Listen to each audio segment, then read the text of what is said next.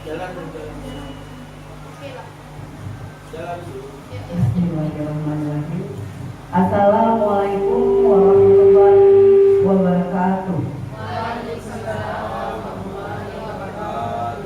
Alhamdulillahirabbil alamin. Wassalatu wassalamu ala asrofil anbiya'i wal mursalin wa ala alihi wa ashabihi ajmain.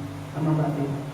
Pertama-tama marilah kita ucapkan puji dan syukur kita kehadirat Allah Subhanahu wa taala karena telah memberikan kita kesehatan dan kesempatan sehingga kita dapat berkumpul di ruangan guru ini dengan keadaan sehat dan walafiat. Tak lupa pula kita panjatkan junjungan besar kita kehadirat kepada Muhammad Nabi besar kita Muhammad SAW yang telah membawa kita dari alam kegelapan ke alam yang penuh ilmu pendidikan seperti yang kita rasakan pada saat sekarang ini. Acara yang kita adakan ini adalah acara diseminasi, yaitu aksi nyata pada modul budaya positif. Adapun susunan acara kita yang pertama adalah pembukaan oleh moderator, yaitu saya sendiri. Acara yang kedua, doa yang disampaikan oleh Pak Ustadz Salmudin. Yang ketiga, kata sambutan dari Kepala Sekolah SMA Negeri 1 Sultan Daulat, Bapak Sardi Hendra SPD. Dan acara berikutnya adalah presentasi diseminasi aksi nyata budaya positif yang disampaikan oleh rekan-rekan CGP. Yang keempat adalah refleksi dari salah satu peserta presentasi. Dan yang keempat adalah penutup. Untuk mempersingkat acara kita ini, kita mulai dengan mengucapkan lafaz basmalah. Bismillahirrahmanirrahim. Untuk acara selanjutnya, kita langsung saja ke acara kedua, yaitu pembacaan doa yang disampaikan oleh Pak Ustadz Salmudin. Kepada Pak Ustadz Salmudin, tempat saya persilahkan.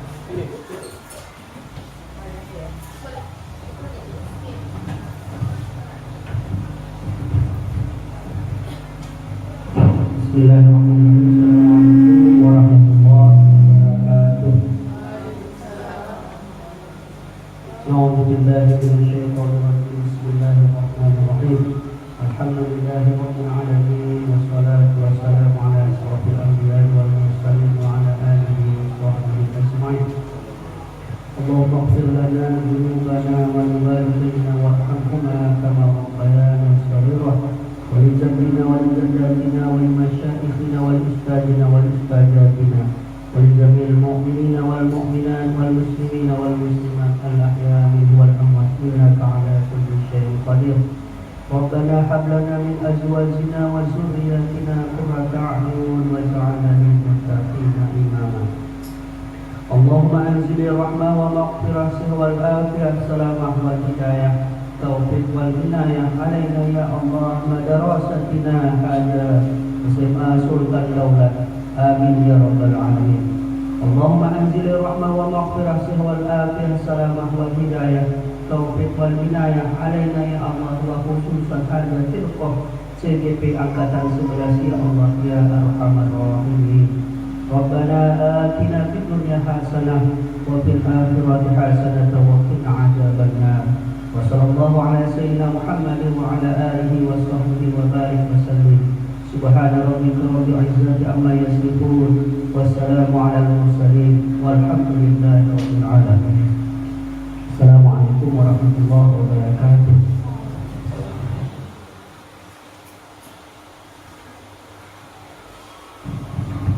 Baiklah, kita lanjutkan acara berikutnya, yaitu kata sambutan oleh Kepala Sekolah SMA Negeri 1 Sultan Daulat, Bapak Sardi Hendra SPD. Kepada Bapak, waktu dan tempat kami persilakan.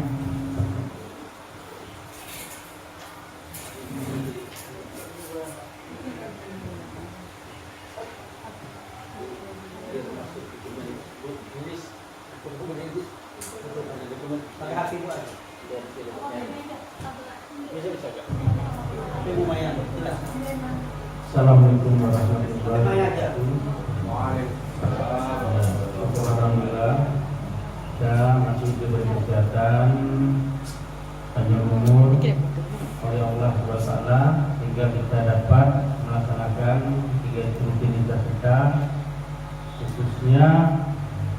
kegiatan diseminasi CGP. Tanpa terucapkan salam Rasulullah besar Muhammad SAW, berkah dari alam kebodohan ke alam yang berpenuh pengetahuan yang kerakatan semua ini. Yang saya hormati guru-guru, bapak guru dan guru CGP yang telah meluangkan waktunya untuk pelaksanaan diseminasi ini, yang juga ditugaskan pada CGP ini langsung dari kementerian. Yang saya hormati Dewan Guru peserta diseminasi CGP yang berbahagia. Di sini program CGP itu program pemerintah. Banyak hal-hal yang keutamaan dari program pemerintah ini yang dijanjikan. Salah satunya bahwa peserta CGP ini bisa ikut memimpin sebuah sekolah. Yang kedua, CGP ini berpeluang juga untuk sebagai pengawas sekolah. Dan juga tak kalah pentingnya yang di CGP ini adalah adanya perhatian khusus untuk bisa sertifikasi. Nah, jadi syaratkan yang belum CGP, belum guru penggerak, ini bisa juga untuk kedepannya bisa diikutkan lagi. Ya, berarti inilah yang dikasih peluang-peluangnya oleh pemerintah. Untuk apa tujuannya? Bahwa CGP ini untuk memajukan pendidikan yang berpusat pada siswa. Jadi kita selama ini mungkin terlupakan bahwa jalannya pendidikan ini salah satunya inti pokoknya karena adanya siswa. Kalau tidak ada siswa, berarti sekolah tidak jalan. Walaupun gurunya lengkap. Nah ini ya. Walaupun siswanya satu. Kalau di Jawa itu ada karena siswanya dua kadang. Tapi sekolah itu tidak jalan. Kalau siswanya dua tidak ada, berarti sekolah tidak jalan. Dan juga bahwa di sini ada juga namanya karya nyata, aksi nyata yang telah dipelajari melalui daring, juga melalui lokakarya, berarti didiseminasikan, istilahnya disampaikan kepada guru-guru beserta hasil daripada selama pendidikan dalam beberapa bulan ini. Dan juga akhirnya nanti program ini berjalan selama berapa bulan Pak? Biasanya 6 bulan lamanya. 6 bulan lamanya. Jadi 6 bulan lamanya inilah yang diharapkan sama guru penggerak nanti setelah jadi guru penggerak untuk bisa menggerakkan sekolah ini yang lebih baik lagi. Hanya ini pembukaan Bapak. Saya akhiri dengan Assalamualaikum warahmatullahi wabarakatuh.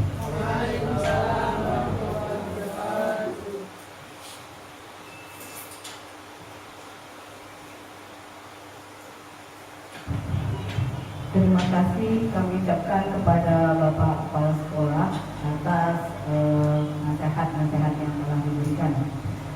Langsung saja kita masuk ke acara inti, yaitu presentasi mengenai aksi nyata modul 1.4 budaya positif yang akan disampaikan secara bergantian oleh calon guru penggerak angkatan 11. Yang pertama itu nanti disampaikan oleh Pak Salahuddin SPD,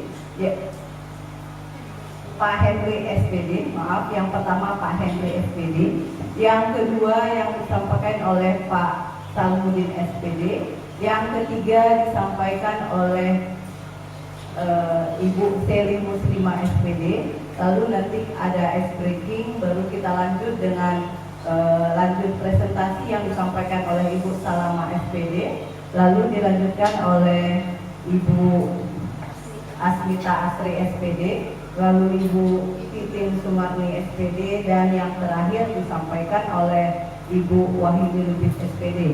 Dan selanjutnya akan ada refleksi, artinya apakah presentasi kami ini bisa tersampaikan oleh rekan-rekan sejawat. Untuk mempersingkat waktu, langsung saja kita lanjutkan presentasi pertama yang disampaikan oleh Bapak Henry SPD. Kepada Bapak Henry SPD, waktu dan tempat kami persilakan.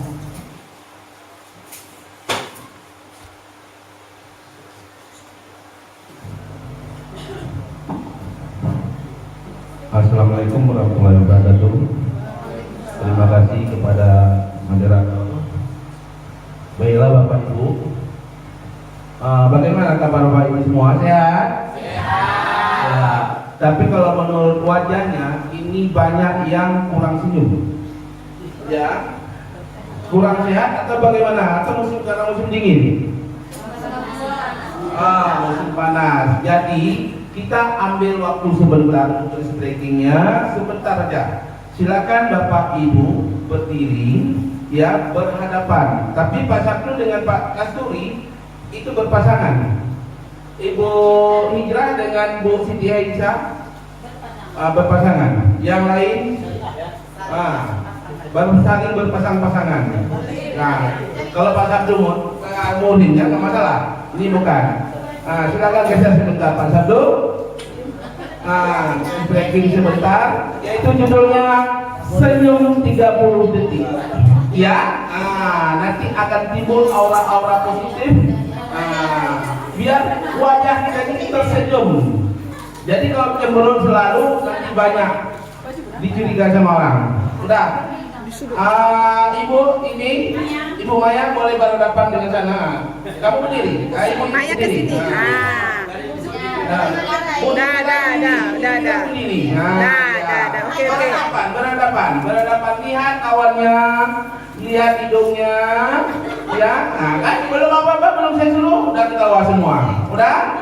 Kita coba lihat waktunya. Kita butuhkan waktu 30 detik cuman, nggak banyak-banyak. Udah? Coba perhatikan hidungnya, matanya, mulutnya. Sekarang mulai senyum. Senyum mulai. Senyum aja, nggak usah ngomong. Lihat aja, tetap.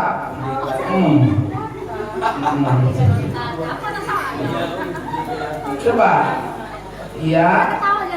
Kan? Senyum.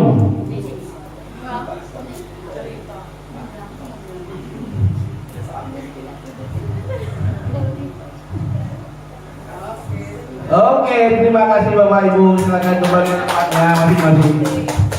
Ya kan? Di situ sudah ada timbul aura positif.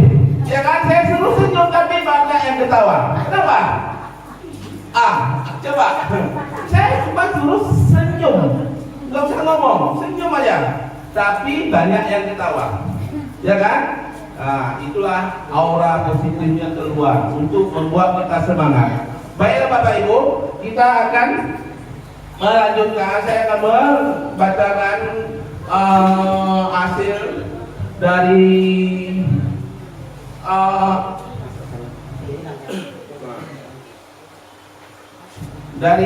eliminasi kami, yaitu yang berjudul disiplin positif. Yang pertama itu disiplin positif dari perubahan paradigma belajar menurut filosofi ajaran Ki Hajar Dewantara. Ibarat seorang petani yang menyamai bibit jagung untuk mendapatkan hasil yang bagus, ya kan? Kalau kita seorang petani harus kita pupuk itu padinya, ya Bapak Ibu kan? Iya, supaya ada hasilnya. Kalau kita tidak memupuk, padi itu tidak akan banyak hasilnya. Tapi kalau kita memberi pupuk, kita rawat, itu akan membuahkan hasil yang sempurna. Nah, selanjutnya maksud disiplin. Ya, kita masuk disiplin. Apa itu disiplin positif? Disiplin positif adalah sebuah pendekatan yang dirancang untuk mengembangkan murid untuk menjadi pribadi dan anggota dari komunitas yang bertanggung jawab, penuh hormat dan kritis. Disiplin positif mengajarkan keterampilan sosial dan kehidupan yang penting dengan cara sangat menghormati, membesarkan hati tidak hanya bagi murid tetapi juga bagi orang dewasa, termasuk orang tua, orang tuanya sendiri, guru, penyedia pendidikan anak, penitipan anak, pekerja muda dan lain-lainnya. Nah, selanjutnya apa tujuan dari disiplin positif itu? Disiplin positif bertujuan untuk bekerja sama dengan siswa dan tidak menentang mereka penekanannya adalah membangun kekuatan peserta didik dari paradigma kritik kelemahan mereka dan menggunakan penguatan positif untuk mempromosikan perilaku yang baik.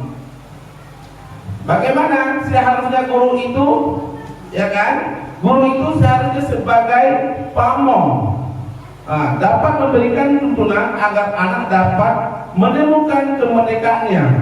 Dalam belajar, guru diharapkan memiliki nilai-nilai positif yang dibutuhkan untuk membentuk karakter pelajar Pancasila dengan memberi contoh dan melakukan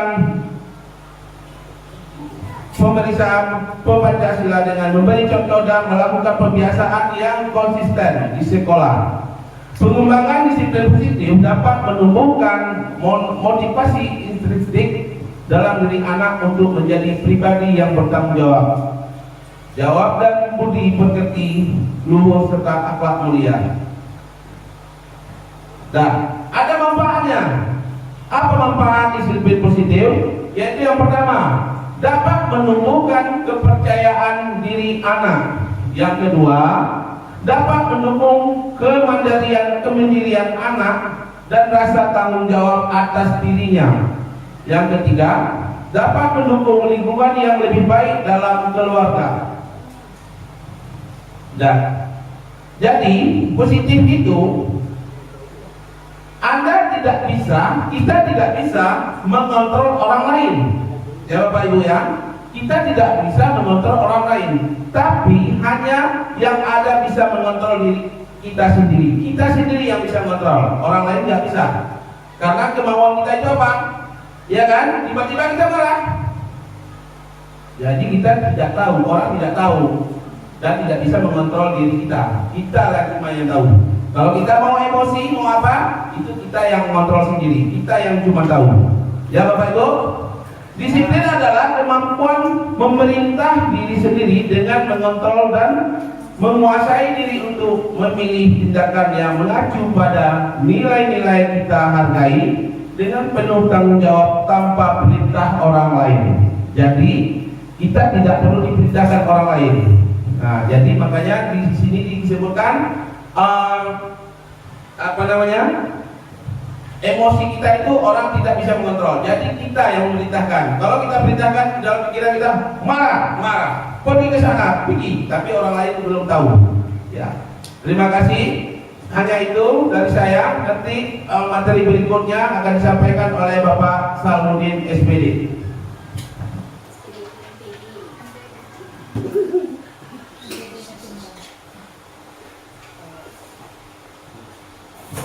Kita masuk ke presentasi yang kedua, yaitu mengenai motivasi perilaku manusia. Motivasi perilaku manusia ini disampaikan oleh CGP Pak Salmudin SPD. Kepada Pak Salmudin, tempat dan waktu saya persilakan.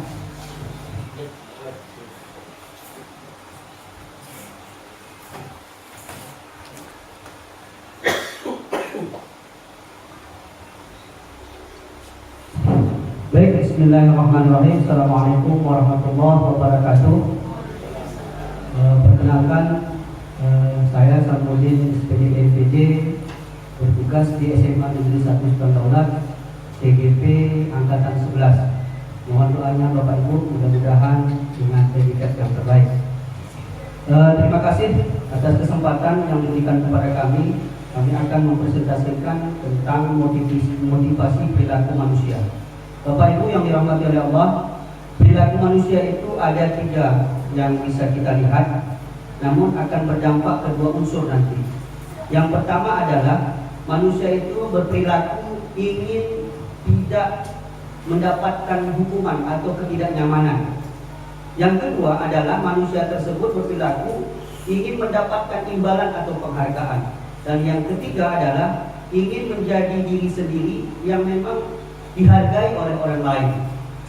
Selanjutnya Bapak Ibu, ketiga perilaku ini akan melahirkan 2. Yang pertama adalah hukuman dan yang kedua adalah penghargaan. di mana kebiasaan ini adalah sering kita lakukan, akan tetapi ternyata berdampak tidak baik. Yang pertama adalah hukuman, ternyata itu bisa menyakiti siswa kita atau tidak nyaman terhadap apa yang kita lakukan terhadap siswa tersebut. Selanjutnya, murid itu menyembunyikan kesalahan karena takut dihukum oleh Bapak Ibu.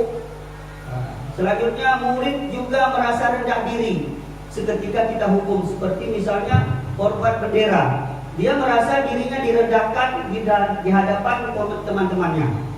Selanjutnya, daripada kedisiplinan yang gagal itu adalah penghargaan. Ada juga terhadap penghargaan yang kita berikan kepada siswa itu gagal, Bapak Ibu. Apa itu? Efek sampingnya adalah tidak efektif. Kenapa? Kenapa penghargaan kita itu ternyata mungkin tidak relevan, tidak sesuai. Ternyata ada juga siswa kita yang memang berprestasi tetapi tidak terlalu over. Kita hanya melihat secara visual saja.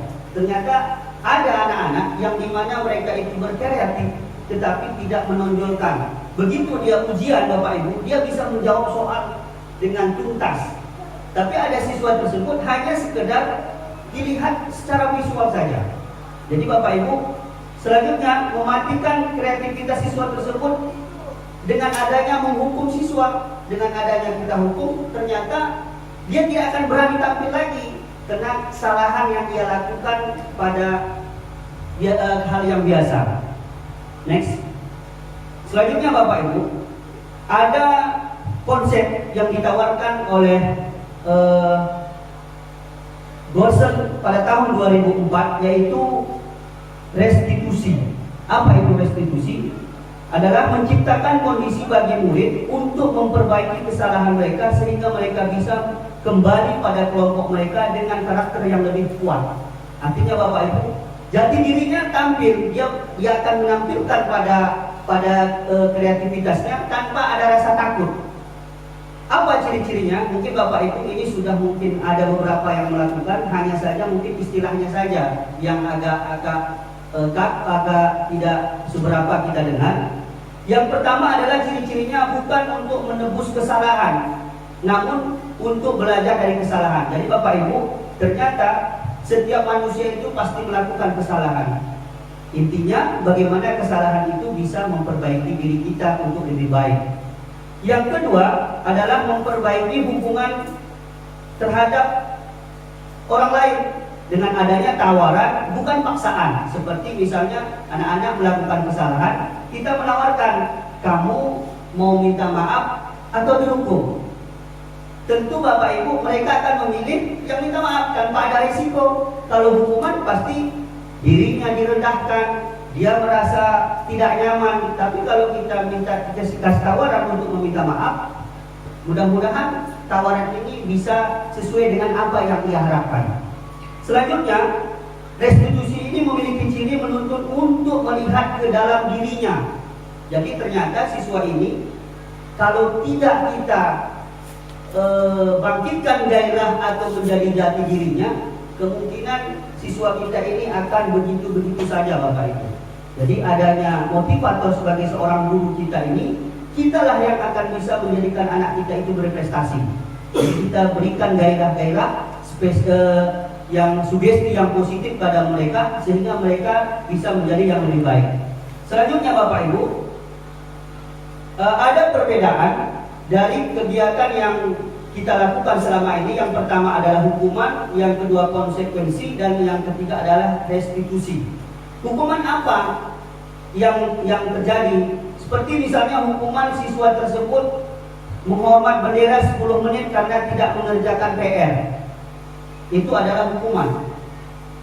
Konsekuensi bagaimana? Ciri-cirinya adalah guru memberikan konsekuensi untuk mengajarkan, untuk mengerjakan PR-nya saat istirahat dikerjakan sebanyak 3 kali lipat. Artinya mereka itu tidak dihukum, tapi secara konsekuensi mereka akan mengerjakan lagi PR-nya dengan waktu yang kita berikan sesuai dengan kondisi pada saat itu. Jadi waktu istirahat kan tidak terlalu menyita waktu belajar dia. Tapi ada konsekuensi, ada restitusi sisi yang menawarkan yang lebih efektif lagi, yang lebih positif, yaitu guru menanyakan keyakinan kelas, kenapa siswa itu melakukan kesalahan, kenapa siswa itu tidak mengerjakan PR. Nah, nantinya dirinya dan membantu siswa tersebut menyelesaikan masalahnya dengan adanya kita ingatkan kembali keyakinan kelas yang kita buat secara bersama-sama. Jadi siswa tersebut, oh saya salah. Nah, dan kita yakinkan kepada siswa kita tersebut agar tidak melakukan kesalahan tersebut. Kenapa? Karena kita ingat orang yang melakukan kesalahan yang secara berturut-turut itu bisa dikatakan merugi. Bahkan kata Rasulullah itu bisa menjadi manusia yang celaka, Bapak Ibu. Tetapi apa yang kita tawarkan, kita ingatkan, kita sugestikan kepada siswa kita bahwasanya, nah hari ini harus lebih baik daripada hari yang kemarin. Kenapa demikian? Kata Rasulullah, nanti siswanya jadi orang yang beruntung. Kalau beruntung hari ini, insya Allah akan beruntung di masa depan. Karena hari ini cerminan untuk masa yang akan datang. Terima kasih Bapak Ibu, mungkin sekedar ini yang bisa kami sampaikan. Mudah-mudahan konsep restitusi yang ditawarkan oleh Gansen pada tahun 2004 ini bisa kita terapkan di sekolah kita. Kami akhiri, terima kasih atas segala perhatian, mohon maaf atas segala kekurangan. Assalamualaikum warahmatullahi wabarakatuh.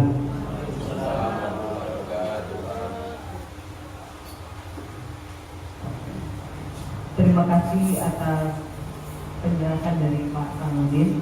Langsung saja kita masuk ke presentasi yang ketiga, yaitu hukuman dan konsekuensi yang disampaikan oleh Ibu Seli Muslimah SPD. Kepada Ibu Seli Muslimah, tempat dan waktu kami persilakan.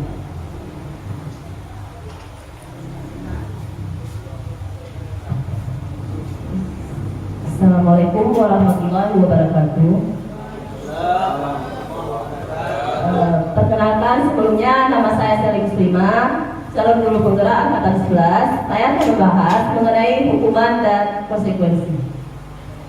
Nah, tadi sudah berbicara apa itu disiplin positif, tujuannya apa, kemudian Pak Salmudin juga sudah menjelaskan bagaimana motivasi perilaku manusia itu sesungguhnya. Nah, selanjutnya kita perkecil ke arah hukuman. Saya ulangi, saya memberikan penguatan. Hukuman itu adalah bentuk pembelajaran disiplin yang bersifat satu arah dari pihak guru yang memberikan, dan murid hanya menerima suatu hukuman tanpa melalui suatu kesepakatan atau pengarahan dari pihak lain. Hukuman ini bersifatnya bisa terencana ataupun tidak. Yang kedua, hukuman dan penghargaan adalah hal yang sama, karena keduanya mencoba mengendalikan perilaku seseorang. Karena orang pada dasarnya tidak suka dikendalikan dalam jangka waktu lama. Penghargaan akan terlihat sebagai hukuman jika suatu penghargaan diharapkan, namun Anda tidak mendapatkannya, Anda akan merasa dihukum. Nah, selanjutnya selain hukuman, ada juga yang namanya konsekuensi. Konsekuensi ini adalah hasil atau akibat dari suatu tindakan atau keputusan yang bisa bersifat positif maupun negatif. Konsekuensi dapat membantu siswa belajar dari tindakan mereka sendiri. Nah, ini ada perbedaan hukuman dan konsekuensi. Yang pertama, hukuman adalah sesuatu yang dijatuhkan kepada pelaku melalui prosedur keadilan. Sedangkan konsekuensi merupakan akibat langsung dari suatu perbuatan yang dilakukan. Nah, ini Bapak Ibu bisa dilihat pada layar. Di sini ada tindakan guru. Yang pertama, satu, mencatat 100 kali di dalam buku kalimat, yaitu saya tidak akan terlambat lagi karena terlambat ke sekolah. Nah, yang berikutnya kita lihat bagian konsekuensi pada poin 4, menggantikan kertas tugas teman yang telah dicoret-coret. Jadi yang pertama itu termasuk bagian dari hukuman. Sedangkan poin yang keempat itu adalah konsekuensi. Nah, kemudian selanjutnya juga kita bisa melihat antara poin 2 dengan poin 5. Poin 2 yaitu lari mengelilingi lapangan basket 2 kali karena terlambat hadir di sekolah. Sedangkan poin 5, membersihkan tumpahan air di meja karena tersenggol pada saat belajar. Jadi jelas di sana mana yang dikategorikan sebagai hukuman, mana yang dikategorikan sebagai konsekuensi. Nah, karena konsekuensi ini misalnya saya lewat, tiba-tiba seorang anak menyenggol sesuatu, baik itu minuman atau segala macam, maka saya memerintahkan anak tersebut, konsekuensinya karena kamu telah menumpahkan air yang ada di meja saya, maka kamu wajib membersihkannya. Seperti itu. Sedangkan hukuman itu adalah misalnya jadwal itu masuk 7.45, ternyata dia datang di jam 8, maka guru BK akan bertindak. Karena keterlambatan kamu sesuai dengan kesepakatan kita, maka hukuman yang akan diberikan, apakah keliling lapangan atau sebagainya. Next book.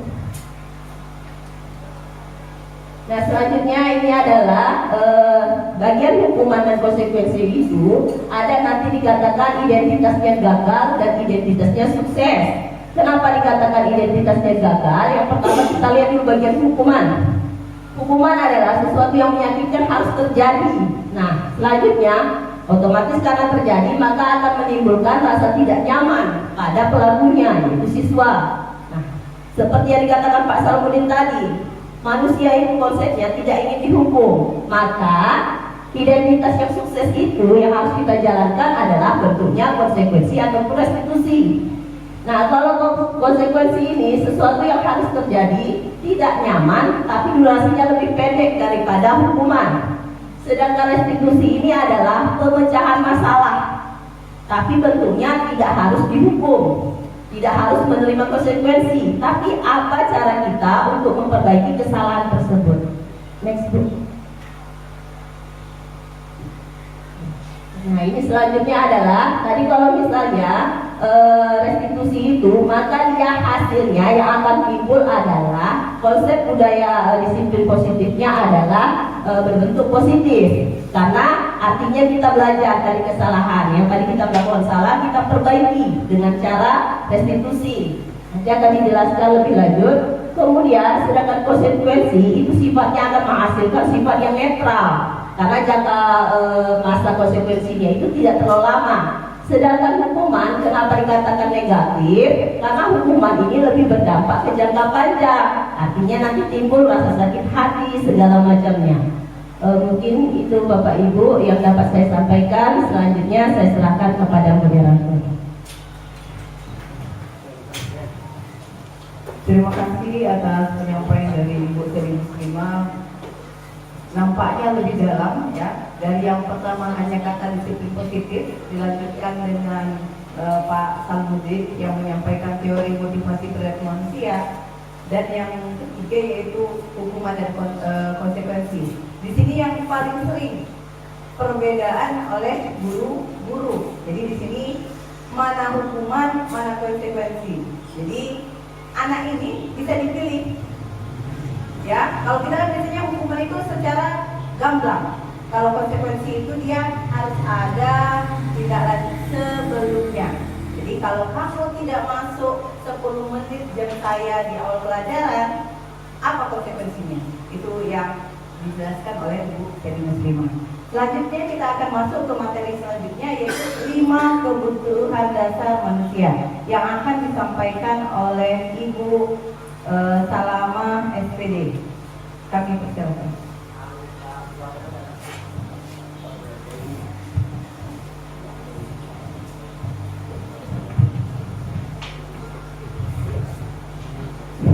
Terima kasih kepada moderator atas kesempatan yang diberikan kepada saya.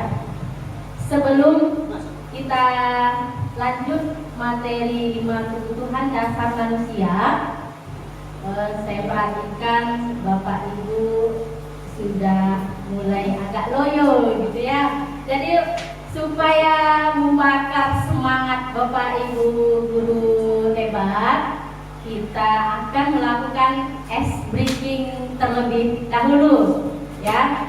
Jadi caranya sama juga dengan ice breaking yang pertama oleh Pak Andri tadi, bukan sama modelnya ya, cuma samanya adalah saling berpasangan gitu. Kalau bisa pasangannya laki-laki dengan laki-laki, perempuan dengan perempuan, ya. Coba dulu Bapak Ibu cari pasangannya. Apa boleh ikut? Iya. Boleh. Ya. Jadi Pak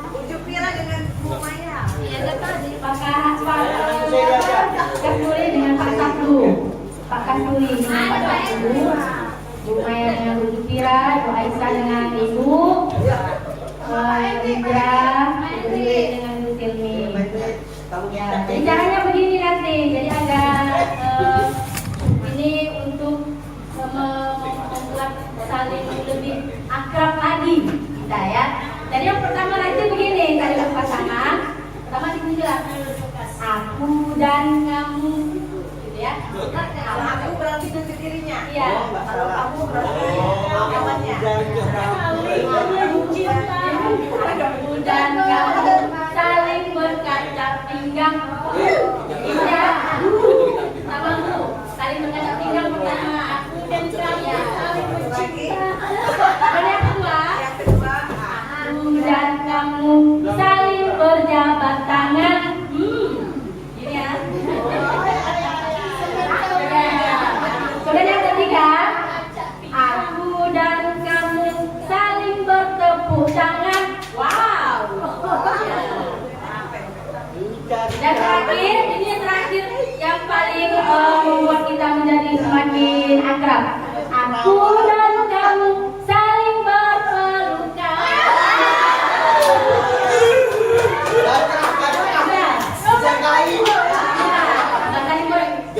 Oke ya, kita tes ya. 1, 2, 3. Aku dan kamu saling berkaca pinggang.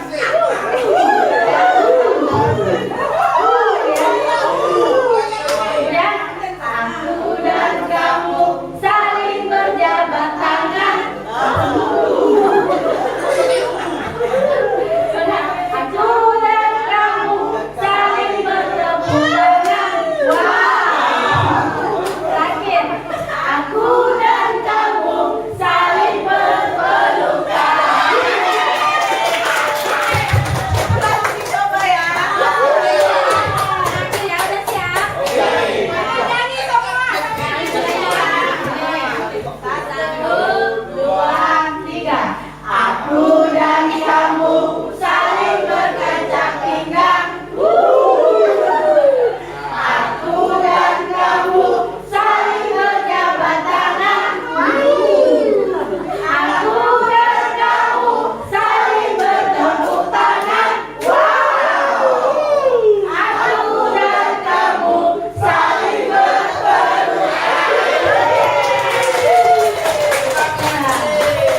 Baik, terima kasih ya Bapak Ibu Saudara semuanya. Jadi makanya pasangannya harus sama-sama perempuan ya. Nanti kalau nanti satu perempuan bahaya ya. Baik, terima kasih atas perhatiannya. Saya akan menyambung dari materi yang sebelumnya yang sudah disampaikan oleh rekan-rekan TGP Angkatan 11. Baik, sebelumnya saya akan memperkenalkan diri. Nama saya Salama SPD.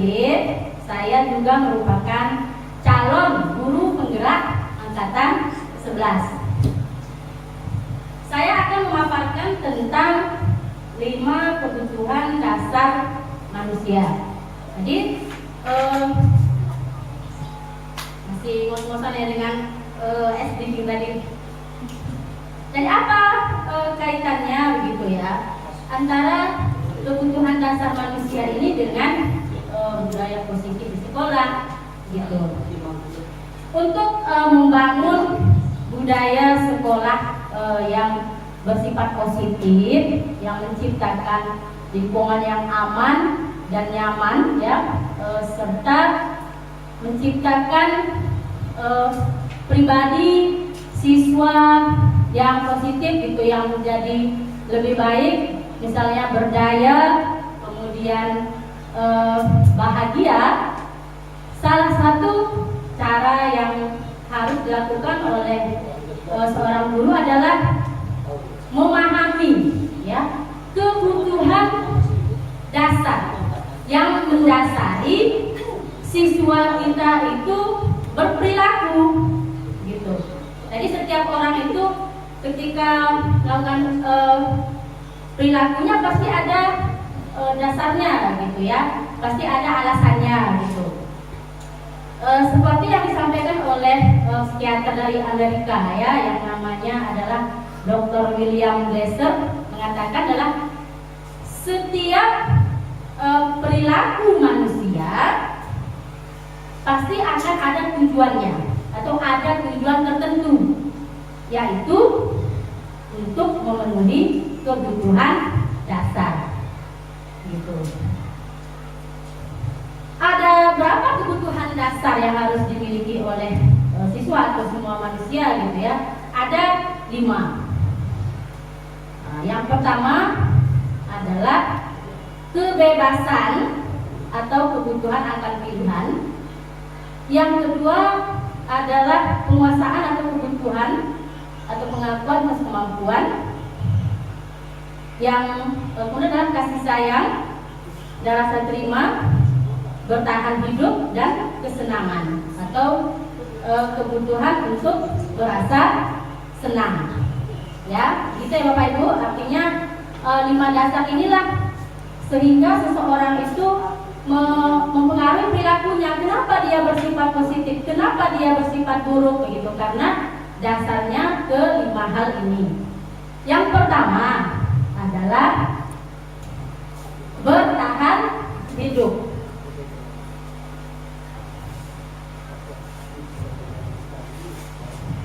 Bertahan hidup ini adalah merupakan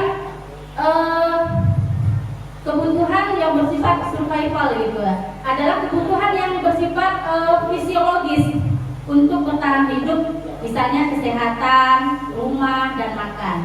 Kebutuhan biologis sebagian bagian dari proses reproduksi, termasuk kebutuhan untuk tetap bertahan hidup. Komponen fisiologis pada kebutuhan ini meliputi kebutuhan akan perasaan aman juga. Jadi ketika siswa kita atau ada orang yang melakukan sebuah kesalahan atau melanggar peraturan, itu bisa saja mungkin dia untuk butuh mempertahankan hidup gitu. Kadang misalnya sudah kayak dia nggak mungkin siswa kita itu semangat belajar dan ingin mengikuti pelajaran dengan baik ketika dia merasa lapar gitu ya. Ketika orang merasa lapar, berusaha bagaimana supaya dia bisa memenuhi kebutuhan dasarnya tadi, yaitu makan, atau butuh rasa aman dan sebagainya. Ini merupakan bagian dari kebutuhan fisiologis, namanya kebutuhan hidup. Memang tidak bisa tidak ya. Bagaimanapun misalnya kadang nanti siswa kita cabut ternyata dia belum sarapan ya.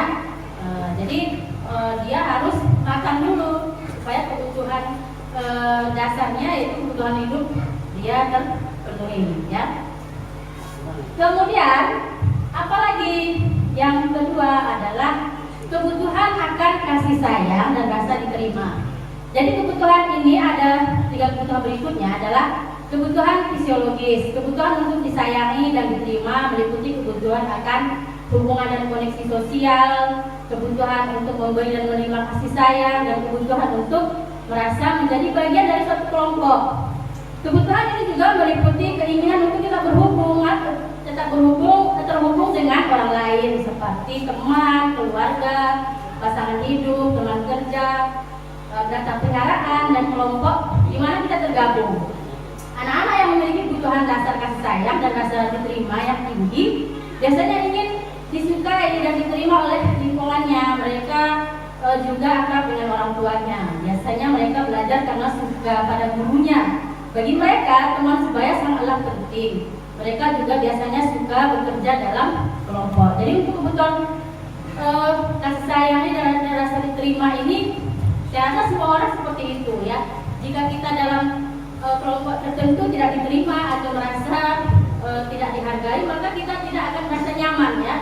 Bisa saja mungkin kita kita akan tinggalkan tempat itu, atau mungkin kalau dalam kelas mungkin ada guru yang tidak memperhatikan siswa. Ada sebagian memang siswa itu dia butuh dengan perhatian, ya, butuh dengan kasih sayang. Jadi dia kalau suka dengan orang itu maka dia akan senang dan bahagia, gitu. Kemudian next selanjutnya adalah kebutuhan selanjutnya adalah penguasaan atau kebutuhan pengakuan atas kemampuan. Kebutuhan ini berhubungan dengan kekuatan untuk mencapai sesuatu, jadi kompeten, jadi terampil, diakui atas prestasi keterampilan kita, didengarkan, dan memiliki rasa harga diri. Kebutuhan ini meliputi keinginan untuk dianggap berharga, bisa membuat perbedaan, bisa membuat pencapaian, kompeten, diakui, dihormati. Ini meliputi self-esteem atau nilai pribadinya, ya. Dan keinginan untuk meninggalkan pengaruh. Anak-anak yang memiliki kebutuhan dasar akan penguasaan yang tinggi biasa selalu ingin menjadi pemimpin. Mereka juga suka mengamati sebelum mencoba hal baru dan merasa kecewa bila melakukan kesalahan. Mereka juga biasanya rapi dan sistematika selalu ingin mencapai yang terbaik. Jadi begitu ya, setiap siswa kan unik ya. Ada yang ingin tadi kasih sayang, ada yang butuh merasa dialah yang paling berkuasa gitu ya. Ingin sekali dia itu yang paling tampil menjadi yang terbaik gitu. Jadi mempengaruhi perilakunya juga.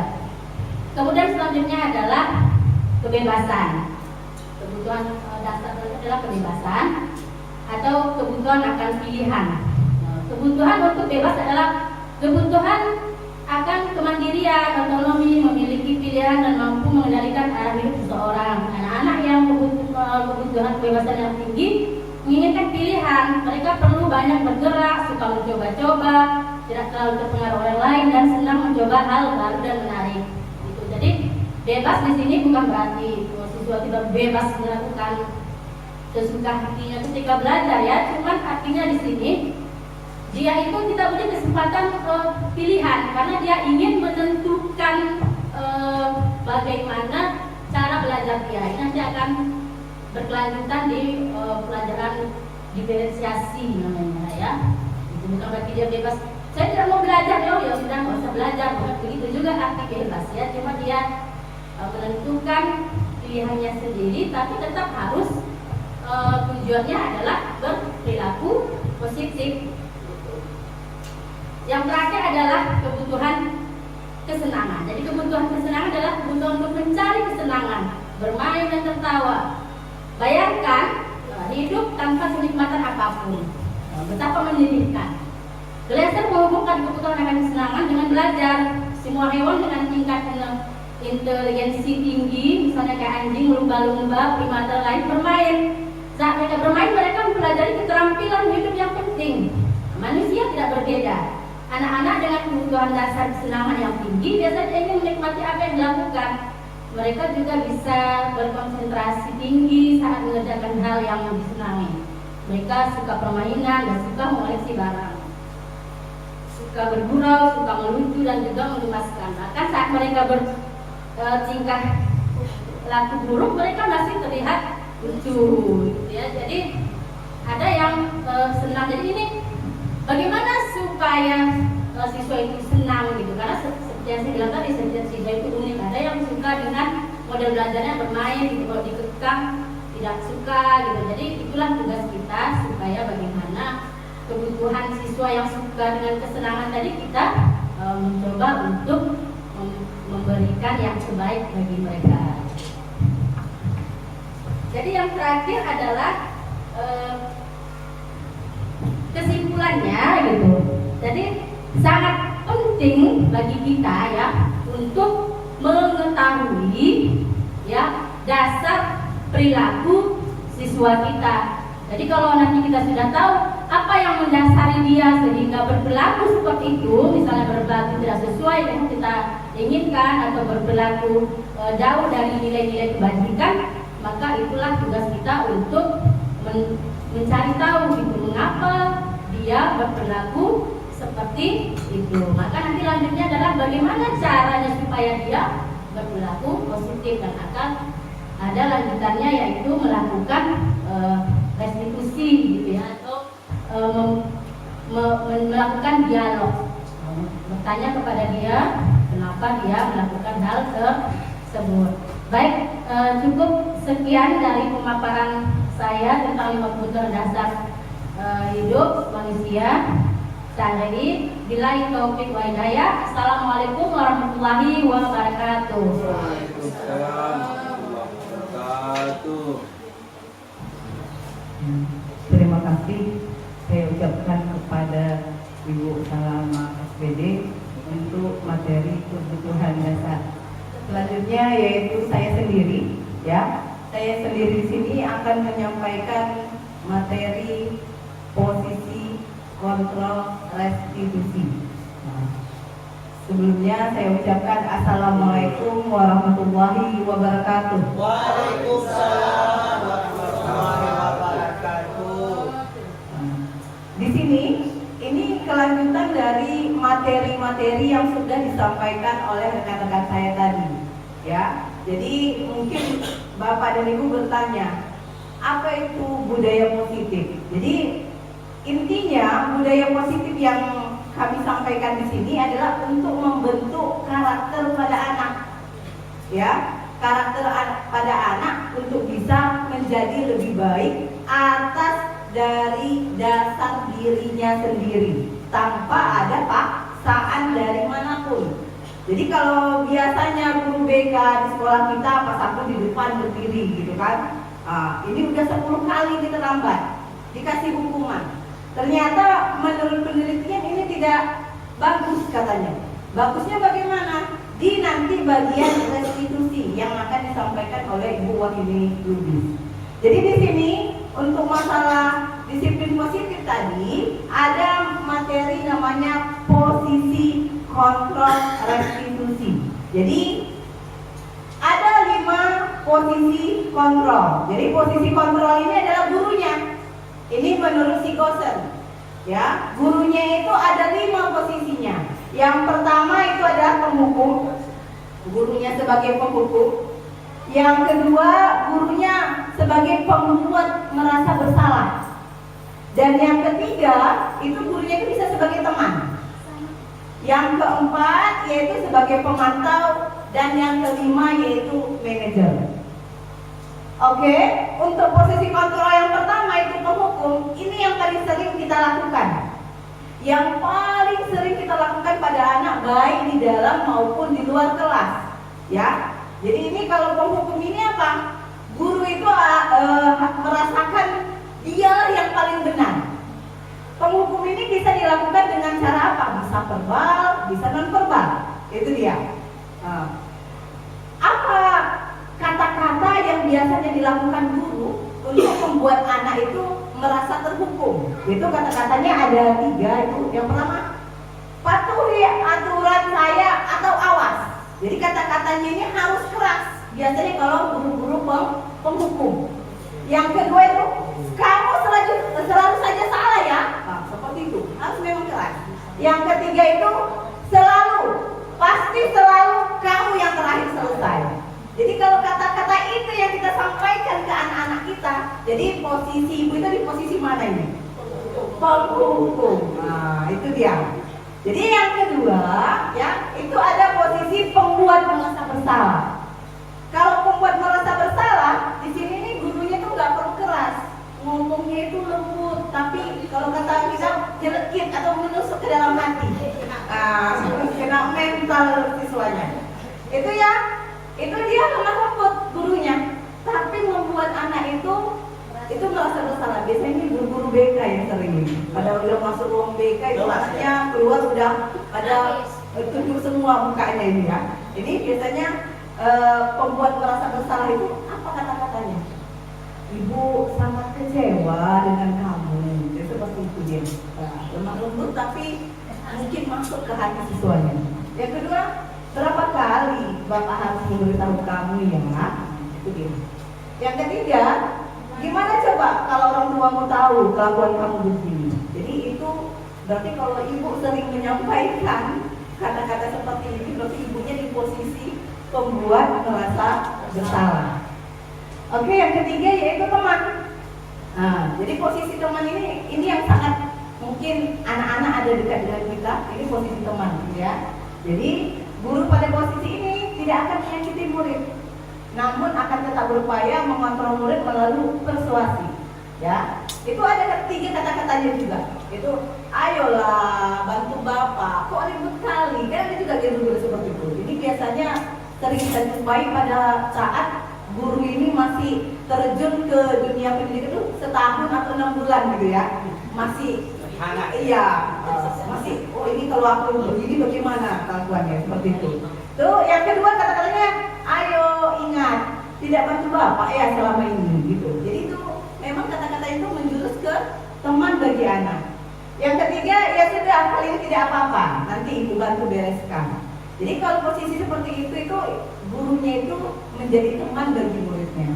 Yang keempat, yaitu pemantau. Jadi menurut Sigurdsson, jadi guru ini posisinya harus di mana? Yang bagusnya itu adalah gurunya harus sebagai pemantau, ya. Yaitu memantau berarti mengawasi. Pada saat kita mengawasi, kita bertanggung jawab atas perilaku orang-orang yang kita awasi. Posisi pemantau berdasarkan pada peraturan-peraturan dan konsekuensi.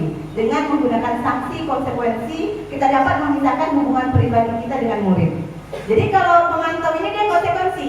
Misalnya Pak Kasturi, pada jam pelajaran IPA, PAI ya, IPA, PAI, pendidikan agama, misalnya kalau kamu tidak membawa Al-Quran, kamu akan menulis surah Qul Huwallahu Ahad 1 lembar misalnya.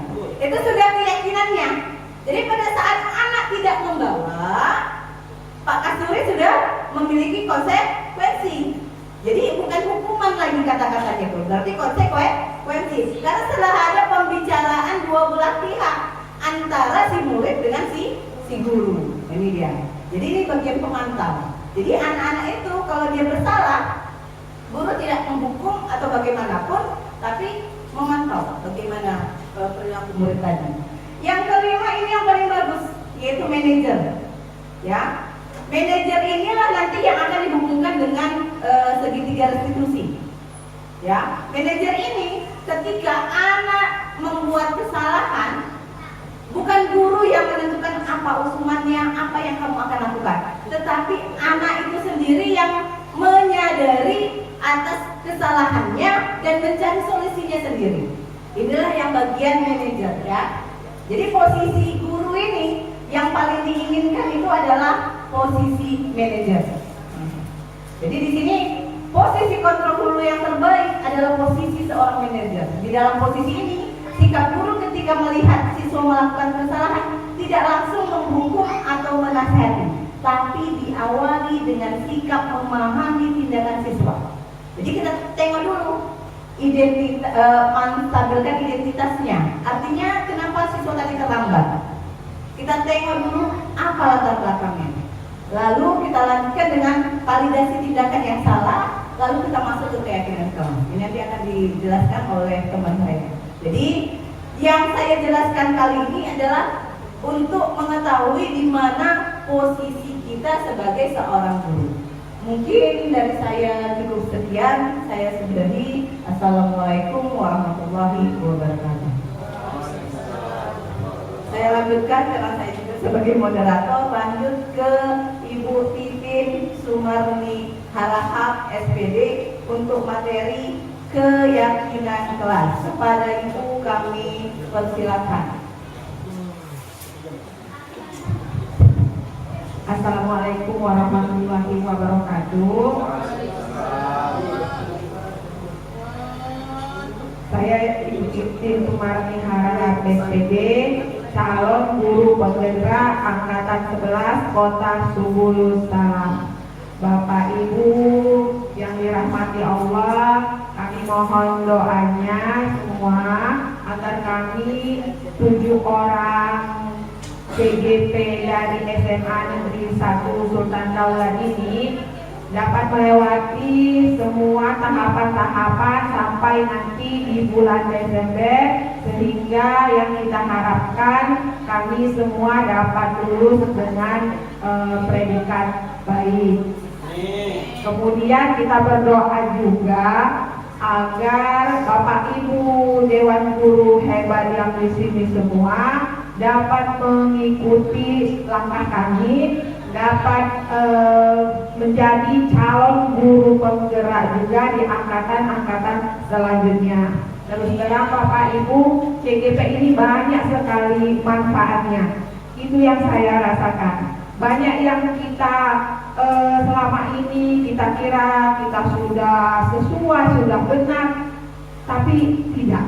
Nah, di CGP ini banyak sekali ilmu-ilmu yang kita dapat dan nantinya bisa kita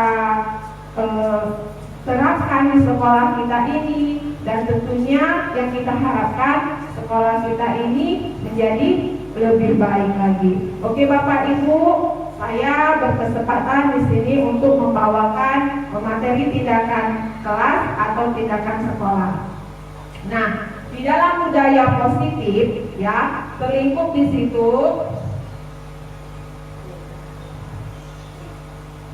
di dalam budaya positif melingkupi lingkungan positif. Kemudian di lingkungan positif itu ada keyakinan kelas, dan di keyakinan kelas itu nanti disitulah letak peraturan kelas.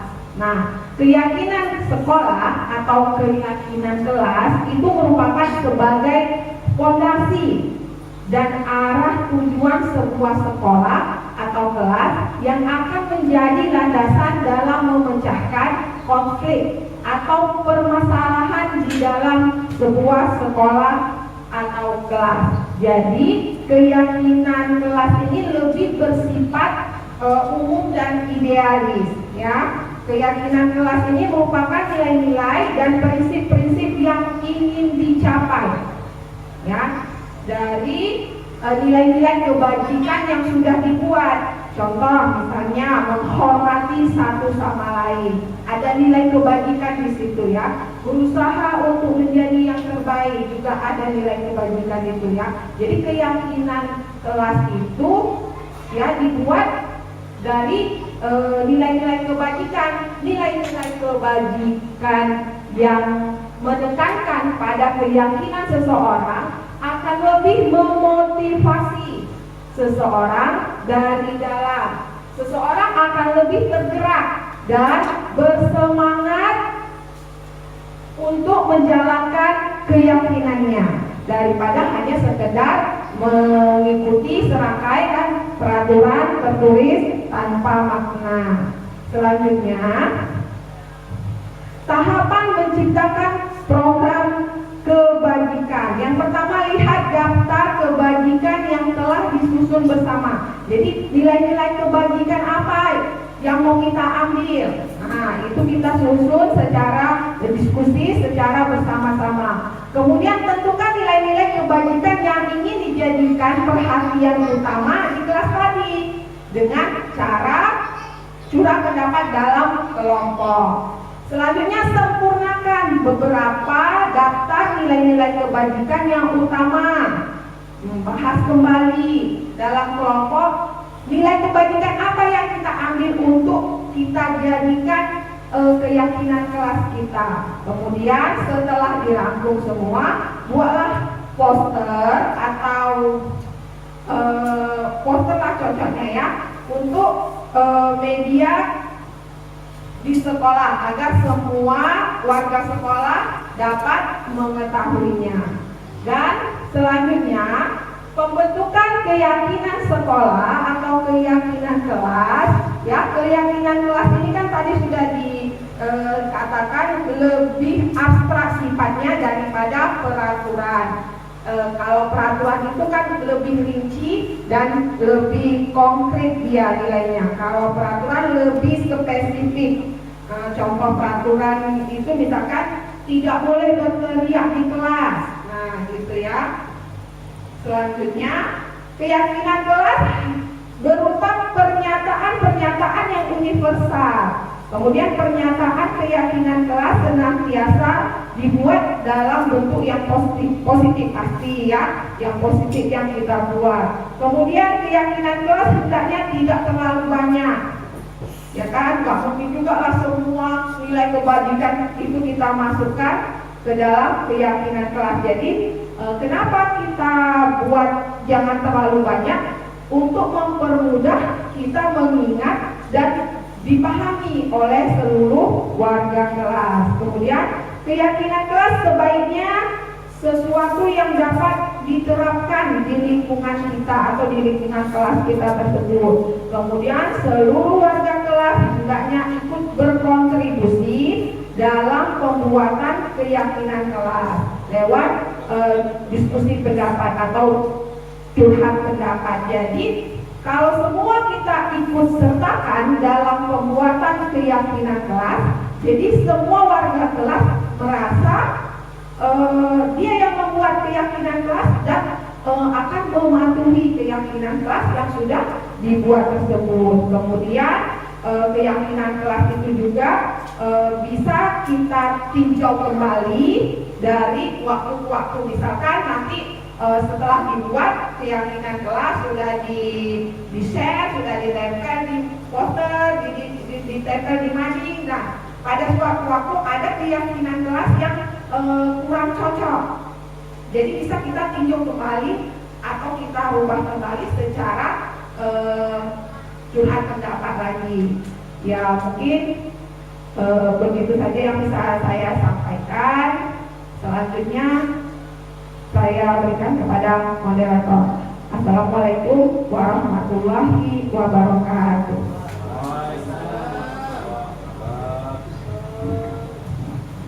Terima kasih atas presentasi atau penyampaian materi dari Ibu Titi Wisma Unihara SPD. Selanjutnya kita ke materi terakhir ya. Ini materi terakhir yaitu praktek segitiga restitusi yang akan disampaikan oleh Ibu Wahyuni Lubis SPD. Kepada Ibu kami persilakan dengan hormat.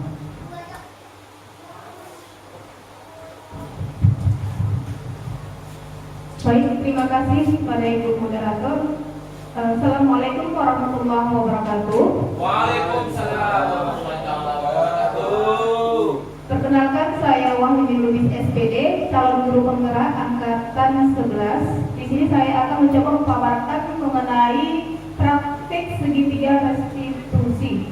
Jadi di sini saya akan melanjutkan dari pemaparan dari rekan-rekan yang sudah menyampaikan, mulai dari Pak Salmudin tadi, kemudian ada Ibu Seli, lalu menyambung kepada Ibu Asmita Asri. Di sini saya menekankan lagi arti dari segitiga restitusi itu apa. Jadi segitiga restitusi itu sebuah pendekatan untuk memecahkan masalah yang dilakukan oleh murid, yang bertujuan untuk membentuk karakter murid dengan cara memberikan kesempatan kepada murid untuk berdisiplin positif, memulihkan diri dari kesalahan sehingga memiliki tujuan yang jelas dalam hidupnya. Jadi ini berlaku untuk membentuk karakter anak tersebut dari awal. Lalu bagaimana sebenarnya segitiga restitusi tersebut? Di sini dapat Bapak Ibu lihat di pemaparan saya, segitiga restitusi itu meliputi dari 3 tahapan. Yang pertama yaitu menstabilkan identitas. Di sini ungkapan yang bisa kita sampaikan kepada siswa, misalnya setiap orang pasti pernah melakukan kesalahan. Jadi kalimat-kalimat yang disampaikan kepada siswa itu adalah kalimat-kalimat yang dapat menuntun siswa itu ke arah permasalahan yang pernah dia buat. Bukan dia merasa dihukum, tetapi dia bisa menceritakan apa sebenarnya yang terjadi. Kenapa saya melakukan hal seperti itu? Nah, selanjutnya kamu bukan satu-satunya yang pernah melakukan hal tersebut. Artinya apa? Kita mencoba mendalami perasaannya. Jadi di sini sebenarnya di tahapan segitiga restitusi ini peran yang paling penting adalah Bapak Ibu di bagian konseling. Selanjutnya tahapan kedua bagaimana? Validasi tindakan yang salah. Bagaimana caranya? Kamu tentu punya alasan mengapa melakukan hal tersebut. Kenapa siswanya membuat seperti itu? Pasti dia punya alasan. Jadi kita memberikan irama kata mengajak biar supaya dia tidak mau menceritakan menjadi mau menceritakan. Jadi dengan kalimat-kalimat, dengan irama yang sangat lembut seperti yang sudah disampaikan oleh Ibu Asmita tadi. Jadi nada kita mempengaruhi bagaimana moodnya seorang murid. Lalu adakah cara yang lebih efektif untuk mendapatkan apa yang kamu butuhkan? Jadi kita mencoba mencari solusinya bersama-sama dengan tidak menghukum murid tersebut. Selanjutnya yang terakhir, tahapan apa? Menanyakan keyakinan. Nah, di sini yang bisa kita paparkan keyakinan kelas apa yang telah kita sepakati. Biasanya ini kita memulai Bapak Ibu di kelas masing-masing membuat kesepakatan. Nah, kita mau berbuat kelas ini mau bagaimana? Contoh, Bu, saya boleh izin ke kamar mandi. Kesepakatan yang memang murid tersebut yang menyampaikan dan bukan gurunya yang harus menekankan. Lalu kamu ingin menjadi orang seperti apa? Kita mencoba biar supaya dia bersikap jujur. Jadi seperti itu tahapan dari segitiga diskusi. Jadi ini adalah contoh yang pertama dari menstabilkan identitas itu. Bagaimana yang bisa kita lakukan? Berbuat salah itu kan hal yang wajar. Kemudian apa? Tidak ada manusia yang sempurna. Ibu juga pernah melakukan hal itu. Atau bisa juga kalimatnya, Bapak Ibu tidak tertarik untuk mencari tahu siapa yang salah atau benar, tapi lebih tertarik bagaimana kita dapat menyelesaikan masalahnya. Lalu kamu berhak merasa hal seperti itu. Jadi kasus ini, di sini saya ambil kasus dari murid, yaitu namanya si Adit. Dia sering terlambat ke sekolah. Jadi saya mulai menanyakan dengan lemah lembut, dengan bahasa-bahasa yang tidak menekan perasaannya. Lalu selanjutnya validasi tindakan yang salah. Di sini berdasarkan perilaku, di mana kita berupaya memenuhi suatu ketentuannya. Contoh bisa kalimat yang dapat kita gunakan, kamu pasti punya alasan kenapa melakukan hal tersebut. Padahal kamu bisa melakukan hal yang lebih buruk dari itu. Kamu melakukannya karena menghargai sesuatu yang penting bagi kamu kan? Bisa kita membuat siswa tersebut untuk dapat bercerita tanpa harus mengintonasikan nada kita dengan cara menyenggak-nenggak atau memarah atau nada tinggi. Jadi dapat saja nada kita anggap memang siswa tersebut seperti keluarga kita sendiri sebenarnya. Lalu ada menanyakan keyakinan yang sudah disepakati di dalam kelas. Jadi murid akan diberi pertanyaan yang dapat memunculkan motivasinya dalam dirinya, intrinsik. Jadi contoh kalimatnya bagaimana? Apa keyakinan yang pernah kita buat di kelas? Jadi murid tersebut akan mikir, oh iya ya, kami sudah sepakat bersama-sama kepada guru ini, bapak ini ya, seperti itu. Nah, nilai-nilai apa yang telah disepakati? Terus seperti apa kelas yang ideal menurut kamu? Oh, tidak ribut, Bu, nyaman, tentram, seperti itu. Jadi kamu ingin menjadi seorang seperti apa? Apakah kamu ingin menjadi seorang yang terus-terusan bolos ke sekolah atau terus-terusan merasa bersalah? Jadi dapat ditanyakan bagaimana siswa tersebut mampu mengutarakan masalahnya, kemudian guru tersebut bisa menyelesaikannya. Jadi seperti yang sudah disampaikan oleh rekan-rekan saya sebelumnya, budaya positif ini lebih menekankan bagaimana karakter siswa tersebut dapat kita perbaiki. Caranya seperti apa kita bertindak sebagai manajer, dan itu sudah disampaikan oleh Ibu Asmita. Ya, pemaparan saya. Assalamualaikum warahmatullahi wabarakatuh. Saya kembalikan kepada Ibu Moderator.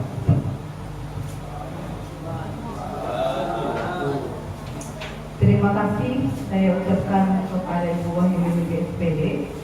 Mungkin ini materi yang kita sampaikan pada beberapa tahap tadi, yang tujuannya tadi adalah untuk membentuk karakter anak, ya, dari disiplin menjadi budaya. Jadi budayanya apa? Misalnya kita ini untuk budaya positif ini apa? Anak tidak akan pernah terlambat lagi masuk sekolah. Jadi ada jangka waktunya kita buat ini. Jadi seperti itu materi yang kami sampaikan tadi. Jadi untuk merefleksi apa yang telah kita bahas tadi, saya mempersilahkan satu Dewan Guru untuk menyampaikan apa refleksi dari pemaparan yang telah disampaikan oleh CGP Dewan tadi. Kepada Bapak atau Ibu, saya persilahkan.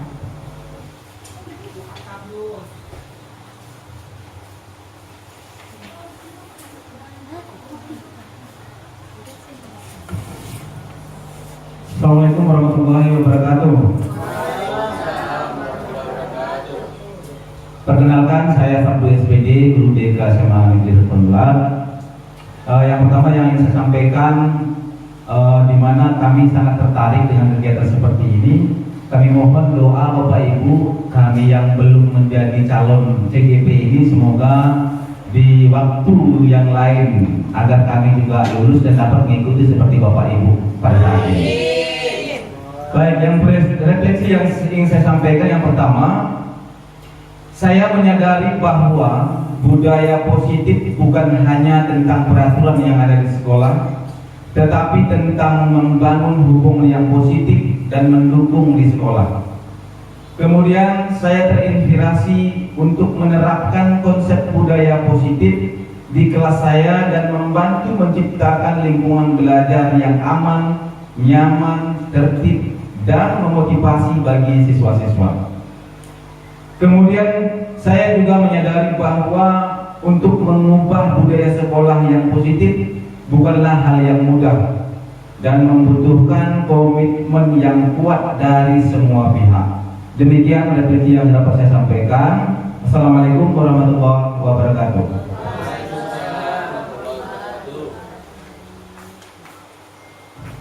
Terima kasih kita ucapkan kepada Pak Sabtu SPD yang telah merefleksi hasil dari presentasi kita dari yang pertama, yaitu segi positif sampai ke segitiga retribusi.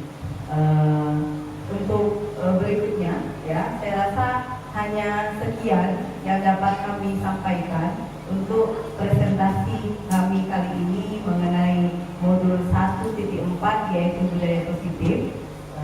Kami berharap apa yang kami sampaikan bisa bermanfaat bagi Bapak dan Ibu guru. Untuk mengakhiri acara kita ini, saya ucapkan terima kasih atas kehadiran dan kesempatan yang telah Ibu berikan. Saya sudahi. Assalamualaikum warahmatullahi wabarakatuh.